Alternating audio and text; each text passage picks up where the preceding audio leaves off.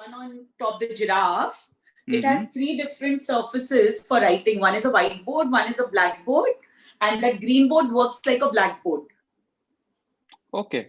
Okay. Yes, and this is a particular finishing which we use on many of our products. This is Mm-hmm. actually the design which we have done for the back of a chair.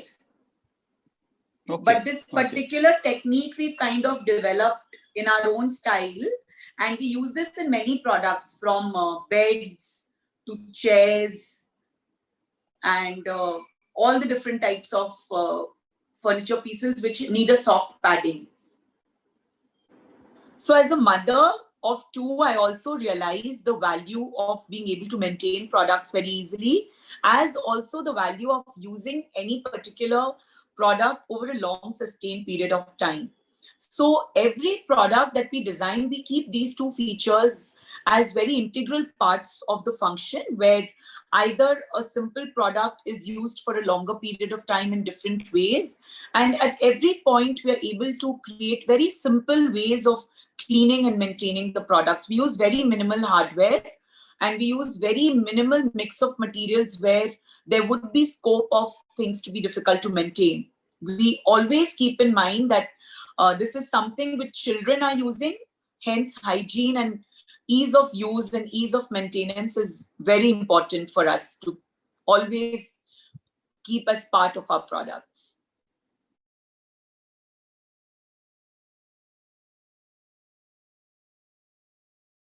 Hello, everyone. Welcome to another great chat show of Rob Talks. Today we have Medha Jalan with us, and she comes from Telangana and from Hyderabad. She is an architect by education, but now a furniture designer, and she has an organization which she has founded, which is called Funniture, Fun. You can see it in the logo over there. So it is all about furniture. For let's hear more from her. What is this furniture all about? Over to you, Medha. Thank you so much for having me over, Mr. Anand. So I would love to share my story, and as we continue our journey of 5 years. So as an architect and a mother, life changed for me in 2014 when my first child was born. Along with wielding the architect's T-scale, I had to also don the mother's apron. And as I stepped into the role of designing my daughter's room, I realized my passion was unfolding then. I realized I wanted to create a room where she could learn from just all the spaces around her and all the different learning elements of everyday life would be available to her as part of the room. Medha. Uh, Tell me one thing. As a layman, uh, for me, furniture is a furniture. So, is there something special about furniture for children? And what are the nuances that you learned along the way, creating furniture for your child and also setting up this organization? Our vision lies in creating children's furniture which is designed for them. This includes a lot of integrated features and a lot of subtle points which go into every piece that we create, in addition to the very basics of safety, where every corner is smoothened out and surfaces are soft. There are also very broad concepts of encouraging individual learning. For example, our bookshelf, which is made at a height where children can access all the different shelves, it encourages them to develop the independent usage. In addition, this also encourages them to keep their space organized. And similarly, in our chair, we create different elements through which we can elongate the usage. So we have a footrest which allows a child to use it when they are younger. And as they grow taller, they can reach the floor with the same chair and it can be used for many years together. Similarly, a lot of different features are included in every product that we create. From the time that you thought of this as a concept, till the time furniture was actually established as an organization, how much time did it take, and what all did it entail in terms of, did you do any courses? Did you study further? What is the groundwork you did in order to bring this idea from a concept stage to a organization level and start producing? So I conceived this idea soon after my child was born, and we started designing her room. And over the next 15 months or so, by the time we actually launched the store, I gathered from my experience from the place which I believe is the hub of design. So I had done a course in furniture design in Italy way back in 2013, and I had created a very beautiful network of designers, and I had got to know about what was done in the industry in Italy. Met with a lot of different industry people and a lot of different furniture brands which were dealing with children's furniture. And I realized that there is not a lot happening already. And what is happening is very specialized. And it was a very beautiful space to work in. Another trip which was extremely enriching was to Channapatna, a small town in Karnataka close to Bangalore, where I met with some master craftsmen and a very well-established designer called Mr. Atul Johri, who mentored me in understanding more about the craft in Channapatna. The more I got to know about it, I was further fascinated, and I was very keen to integrate it into our products. So these two were very important milestones when we worked towards establishing our brand in December 2015.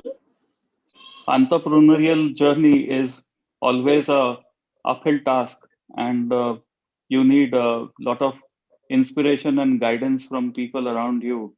How did your family support you? How did your friends welcome this kind of entrepreneurship of you? First inspiration and encouragement I got to even conceive the idea was from friends and family around me. When they saw what I had created for my daughter's room with the help of all the skilled craftsmen who had worked together to help me visualize that dream. And going further, I was very fortunate to get immense support from my family. They helped me even invest the capital and supported me in whatever I wanted to do. I had complete freedom to make the choices and the decisions along the way, which was the biggest support I needed, since this was a completely new venture and nobody else who I knew had done something exactly like this.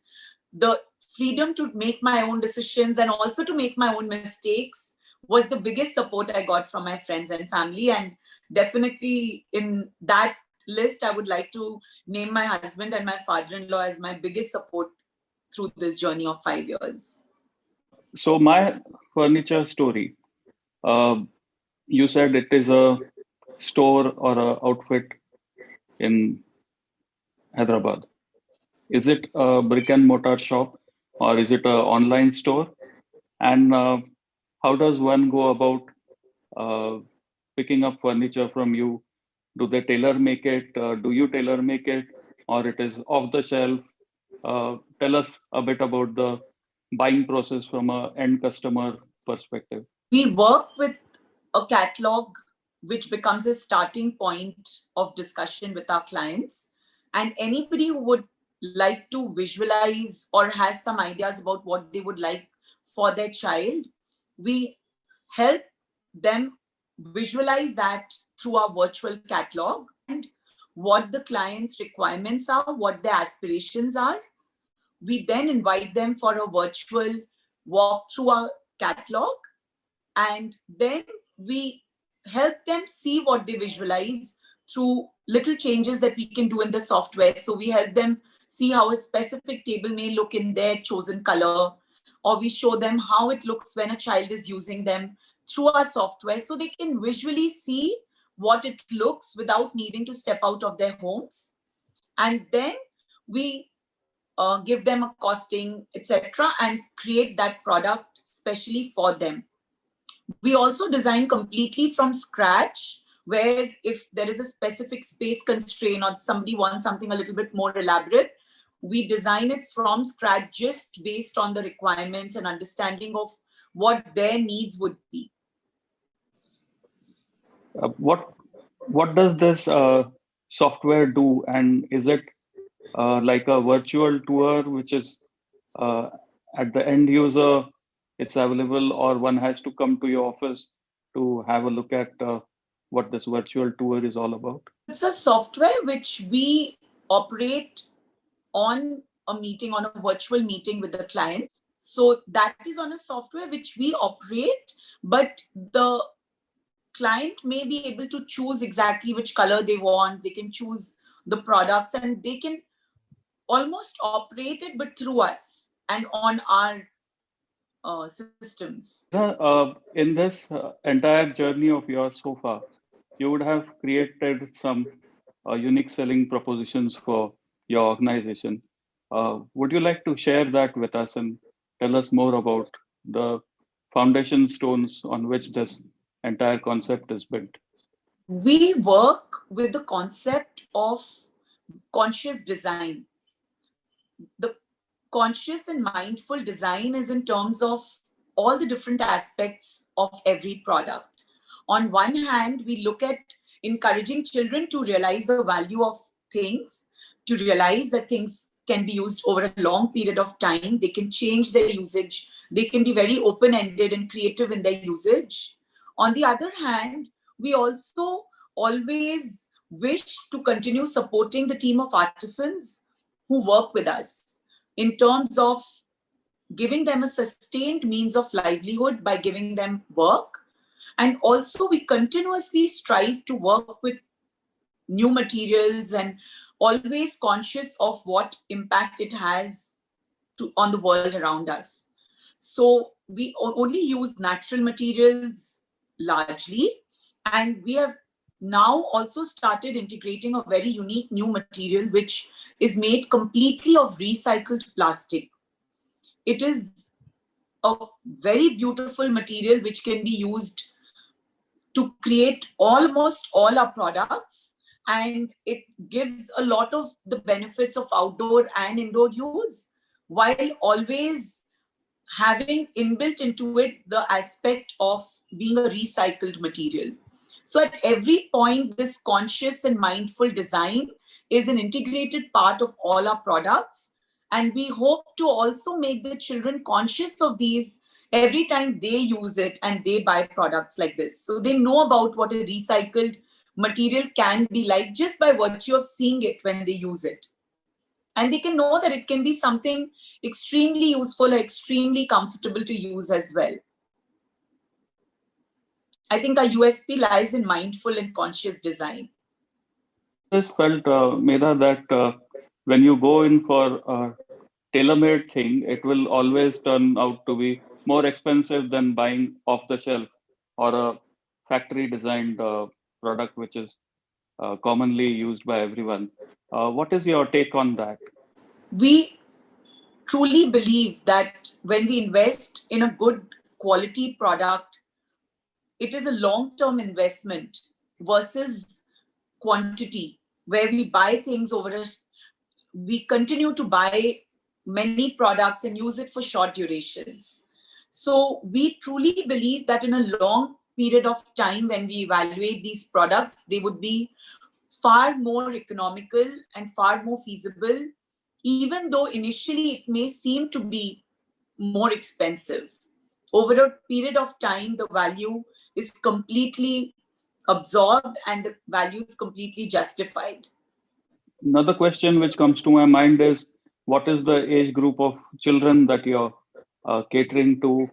And the other question which comes to mind is it easy to maintain the product, or does it require frequent servicing and we have to get in touch with you for getting it serviced or repaired or fixed?